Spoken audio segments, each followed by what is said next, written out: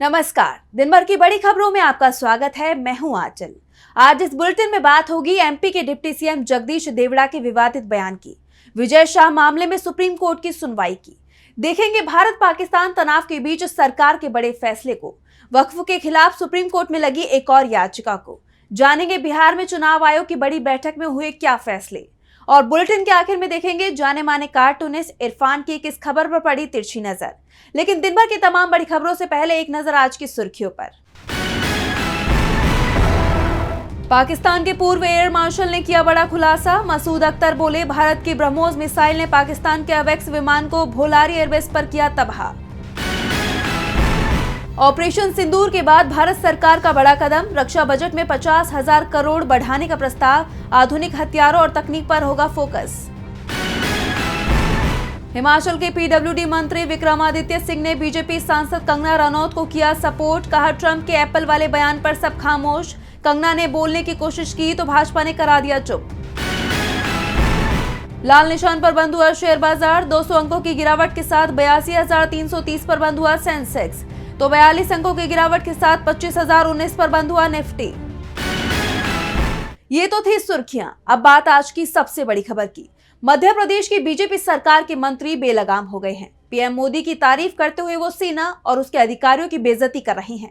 कभी सेना के कर्नल को आतंकवादियों की बहन कह देते हैं, तो कभी बीजेपी का विधायक राष्ट्रध्वज से अपना चेहरा साफ करने लगता है। और अब बीजेपी सरकार के डिप्टी सीएम ने सेना को लेकर ही बेहद आपत्तिजनक बयान दिया है और बीजेपी हाईकमान अपने नेताओं पर कोई कार्रवाई करने को तैयार नहीं है, जिससे कांग्रेस भड़क गई है। देखिए रिपोर्ट। सेना के शौर्य को पूरा देश सलाम कर रहा है, लेकिन बीजेपी के नेता सेना और सैन्य अधिकारियों को अपमानित करने में जुटे हुए हैं। एक के बाद एक बीजेपी नेता सेना का अपमान कर रहे हैं और पार्टी हाईकमान आंख बंद किए बैठा है।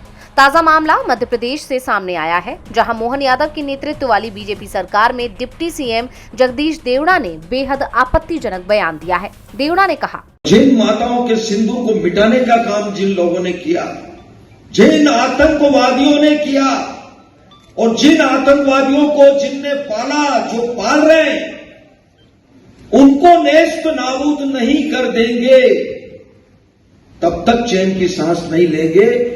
और यशस्वी प्रधानमंत्री जी को हम धन्यवाद देना चाहेंगे।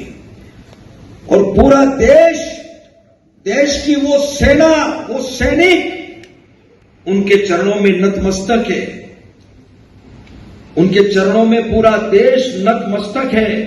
उन्होंने जो जवाब दिया है उसकी जितनी सराहना की जाए, जितना कहा जाए, एक बार उनके लिए जोरदार ताली बजा करके चाहे। देवड़ा के बयान पर विपक्ष ने सवाल उठाए हैं। उन पर देशद्रोह का मामला दर्ज कर गिरफ्तारी की मांग की गई है। सरकार से मांग की गई है कि देवड़ा को बर्खास्त कर दें। कांग्रेस ने इसे लेकर बीजेपी सरकार पर तीखा हमला बोला है। पार्टी ने देवड़ा का वीडियो पोस्ट करते हुए लिखा कि देश की सेना और सैनिक प्रधानमंत्री मोदी के चरणों में नतमस्तक हैं। ये बात मध्य प्रदेश की बीजेपी सरकार के उप मुख्यमंत्री जगदीश देवड़ा ने कही है। जगदीश देवड़ा का ये बयान बेहद ही घटिया और शर्मनाक है। ये सेना के शौर्य और पराक्रम का अपमान है। जब पूरा देश आज सेना के सामने नतमस्तक है, उस वक्त हमारी जामात सेना के लिए बीजेपी के नेता अपनी घटिया सोच जाहिर कर रहे हैं। बीजेपी और जगदीश देवड़ा को माफी मांगनी चाहिए, इन्हें पद से बर्खास्त कर देना चाहिए। अब कांग्रेस भले ही देवड़ा की बर्खास्तगी की मांग कर रही हो, लेकिन बीजेपी की तरफ से साफ संकेत मिल रहे हैं कि वो मंत्री के खिलाफ कोई कार्रवाई नहीं करेगी। इस बीच चारों तरफ से घिरे बीजेपी के मंत्री ने अब सफाई देते हुए कहा कि उनके बयान को गलत तरीके से दिखाया जा रहा है, वो सेना का अपमान कर ही नहीं सकते। विपक्ष अब डिप्टी सीएम के खिलाफ भी बड़ी कार्रवाई की मांग कर रहा है, यानी बीजेपी अपने 2 मंत्रियों के चलते घिर गई है और अब मंत्री विजय शाह का मामला सुप्रीम कोर्ट पहुंच गया है। कर्नल सोफिया कुरैशी पर विवादित टिप्पणी मामले पर आज सुप्रीम कोर्ट में सुनवाई हुई।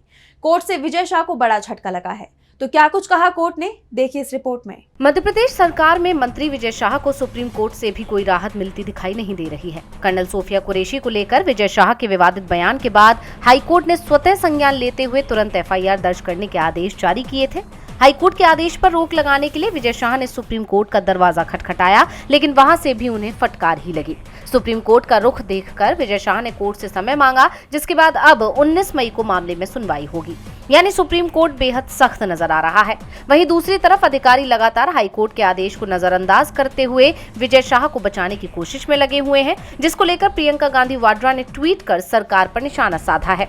उन्होंने लिखा, भाजपा के लोग सेना को अपमानित कर रहे हैं और भाजपा अपने नेताओं पर कार्रवाई करने की जगह उन्हें बचाने में पूरा जोर लगा रही है। भाजपा ऐसा करके हमारी सेना और देशवासियों को क्या संदेश देना चाहती है?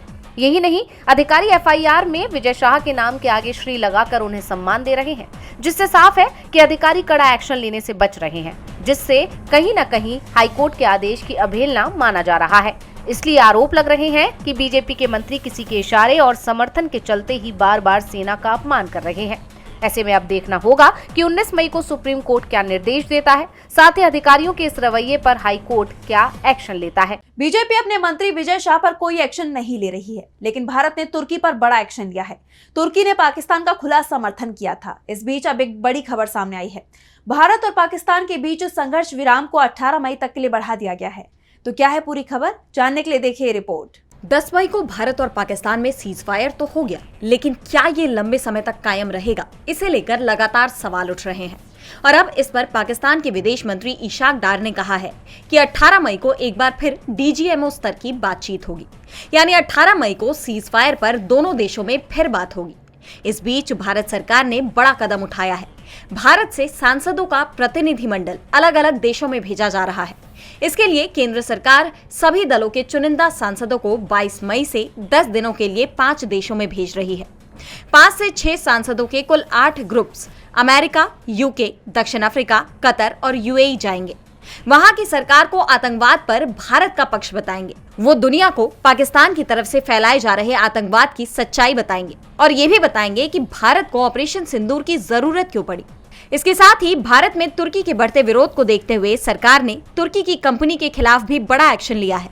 भारत सरकार ने Celebi airport services India private limited की सुरक्षा मंजूरी तत्काल प्रभाव से रद्द कर दी है। हालांकि कंपनी का कहना है कि उसका तुर्की के राष्ट्रपति रेसेप तैयप एर्दोआन की बेटी सुमेये एर्दोआन से कोई संबंध नहीं है, लेकिन भारत के खिलाफ पाकिस्तान का समर्थन करने के चलते जिस तरह से तुर्की को बॉयकॉट करने की मांग उठ रही है, confederation of all India traders यानी CAIT ने तुर्की और अजरबैजान के साथ सभी व्यावसायिक संबंधों का बहिष्कार करने का फैसला किया है, जिसके बाद कहा जा रहा है कि तुर्की को पाकिस्तान का साथ देना भारी पड़ गया है। इस बीच रूस का भी बड़ा दावा सामने आया है। रूस ने कहा है कि पश्चिमी देशों ने जानबूझकर भारत और पाकिस्तान में संघर्ष करवाया ताकि दक्षिण एशिया को कमजोर किया जा सके, आसियान को कमजोर किया जा सके और भारत को चीन के खिलाफ इस्तेमाल किया जा सके। रूस के इस बयान ने वैश्विक स्तर पर तहलका मचा दिया है। तुर्की के खिलाफ भारत में मोर्चा खुल गया है तो विरोध वक्फ कानून का भी हो रहा है।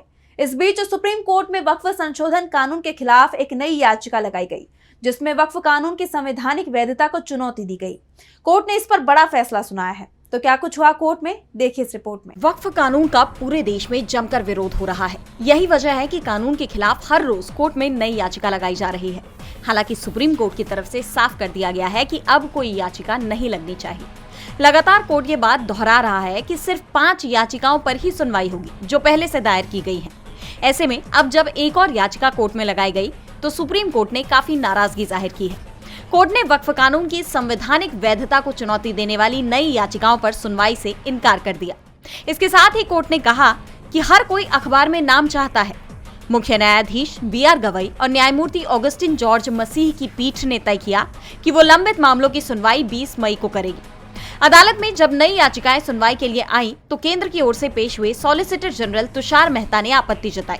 उन्होंने कहा कि कानून को चुनौती देने वाली याचिकाओं का अंत नहीं हो रहा है, ऐसे याचिकाएं दायर नहीं की जा सकती। इस पर याचिकाकर्ता के वकील ने कहा कि उन्होंने 8 अप्रैल को याचिका दायर की थी।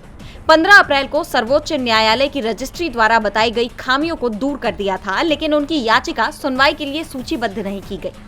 इस पर मुख्य न्यायाधीश ने कहा कि हर कोई अखबार में अपना नाम चाहता है। जब याचिकाकर्ता के वकील ने पीठ से याचिका को लंबित याचिकाओं के साथ शामिल करने का अनुरोध किया, तो बेंच ने कहा कि हम इस मुद्दे पर फैसला करेंगे। पीठ ने याचिका को खारिज कर दिया। पीठ ने कहा कि अगर ऐसी कोई अन्य याचिका सुनवाई के लिए आएगी तो उसे खारिज कर दिया जाएगा। जब याचिकाकर्ता के वकील ने उन्हें लंबित याचिकाओं में हस्तक्षेप की अनुमति देने की मांग की, तो पीठ ने इस पर कहा कि हमारे पास पहले से ही तमाम हस्तक्षेप करता है और अब 20 मई को मामले में सुनवाई होनी है। लेकिन जिस तरह से मामले में इतनी याचिकाएं आ रही हैं, ये कहीं न कहीं सुप्रीम कोर्ट पर एक दबाव तो बना रहा है कि ये मामला कितना गंभीर और संवेदनशील है। वक्फ कानून लगातार चर्चा में बना हुआ है, तो चर्चा इस वक्त बिहार चुनाव की भी हो रही है। बिहार चुनाव को लेकर निर्वाचन आयोग एक्शन मोड में है। विधानसभा चुनाव की तैयारियों को लेकर चुनाव आयोग की टीम बिहार दौरे पर है।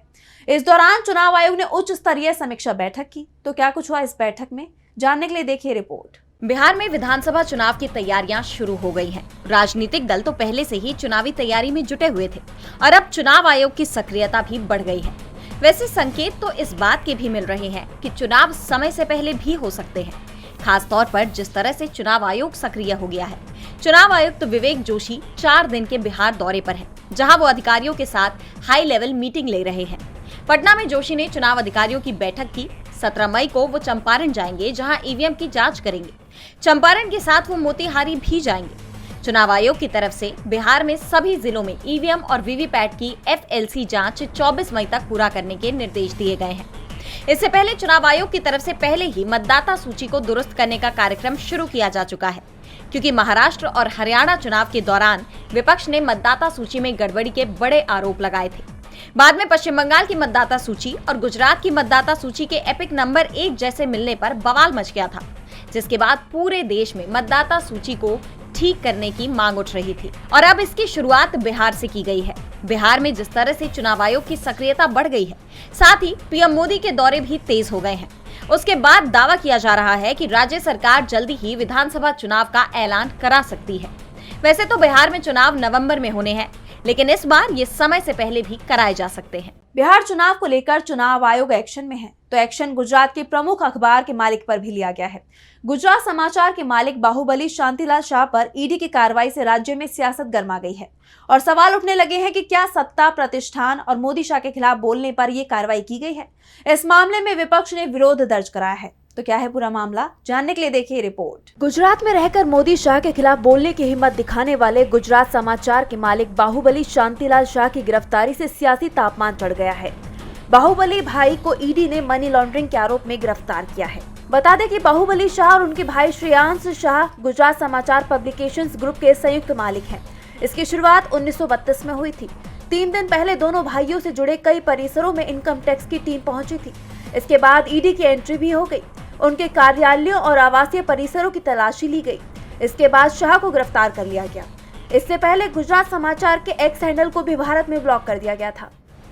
इस गिरफ्तारी को लेकर कांग्रेस सांसद राहुल गांधी ने मोदी सरकार पर निशाना साधा है। उन्होंने एक्स पर पोस्ट किया, गुजरात समाचार को खामोश करने की कोशिश सिर्फ एक अखबार की नहीं, पूरे लोकतंत्र की आवाज दबाने की एक साजिश है। जब सत्ता को आईना दिखाने वाले अखबारों पर ताले लगाए जाते हैं, तब समझ लीजिए लोकतंत्र खतरे में है। बाहुबली शाह की गिरफ्तारी डर की उसी राजनीति का हिस्सा है जो अब मोदी सरकार की पहचान बन चुकी है। देश न डंडे से चलेगा न डर से, भारत चलेगा सच और संविधान से।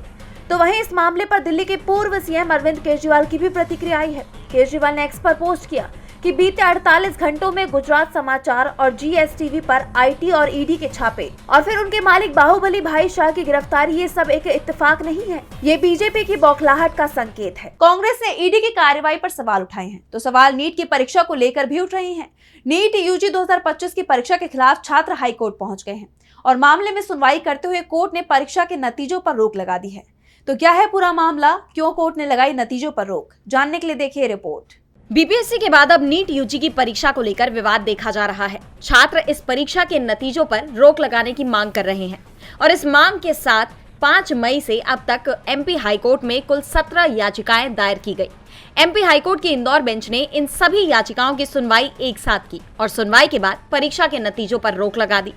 कोर्ट ने कहा कि इन याचिकाओं पर अंतिम फैसला हो जाने तक नीट UG 2025 एग्जाम के रिजल्ट जारी न किए जाए। दरअसल नीट UG की परीक्षा 4 मई 2025 को हुई थी और मध्य प्रदेश के 30 शहरों में हुई इस परीक्षा में करीब 2.5 लाख छात्र शामिल हुए थे। एग्जाम के दौरान तेज हवा और बारिश के कारण कई क्षेत्रों की बिजली गुल हो गई। याचिका दायर करने वाले छात्रों का कहना है कि उनके सेंटर पर कोई बैकअप भी नहीं था और कमरे में अंधेरा हो गया। कैंडिडेट्स को इस स्थिति में ही एग्जाम देना पड़ा। इससे कई स्टूडेंट्स पेपर तक नहीं पढ़ पाए थे, जिससे उनका पेपर बिगड़ गया। छात्रों को हुई परेशानी के बाद ये मामला हाईकोर्ट पहुंचा। उनकी याचिका में मांग की गई है कि या तो प्रभावित कैंडिडेट्स का री एग्जाम हो या फिर उनके फेयर इवैल्यूएशन के लिए कोर्ट कोई दूसरी रेमेडी सुझाए। मामले में सुनवाई करते हुए हाईकोर्ट ने नीट यूजी आयोजित करने वाली संस्था नेशनल टेस्टिंग एजेंसी यानी एनटीए से पूछा कि वो इस मामले में क्या कदम उठा रही है, लेकिन एनटीए की तरफ से भी कोई संतोषजनक जवाब नहीं दिया गया, जिसके बाद हाईकोर्ट ने एनटीए, बिजली कंपनी और परीक्षा केंद्रों को नोटिस जारी कर दिया है। 30 जून तक सभी को जवाब पेश करना होगा। अब इस पर संबंधित पक्ष क्या जवाब देते हैं ये देखने वाली बात होगी, लेकिन फिलहाल कोर्ट के सख्त रुख को देखते हुए छात्रों को उम्मीद है कि उन्हें राहत मिलेगी। और बुलेटिन के आखिर में देखेंगे जाने माने कार्टूनिस्ट इरफान की किस खबर पर पड़ी तिरछी नजर।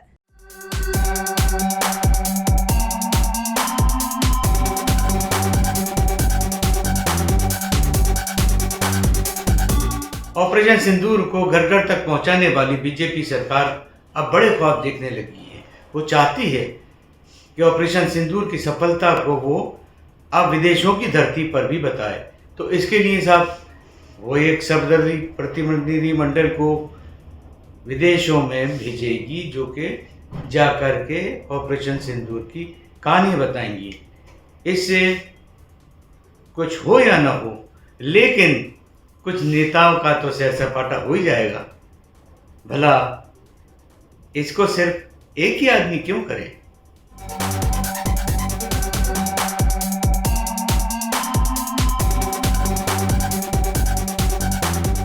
बहुत बहुत शुक्रिया इरफान जी। तो आज इस बुलेटिन में इतना ही। आप देखते रहिए डीबी लाइव। नमस्कार।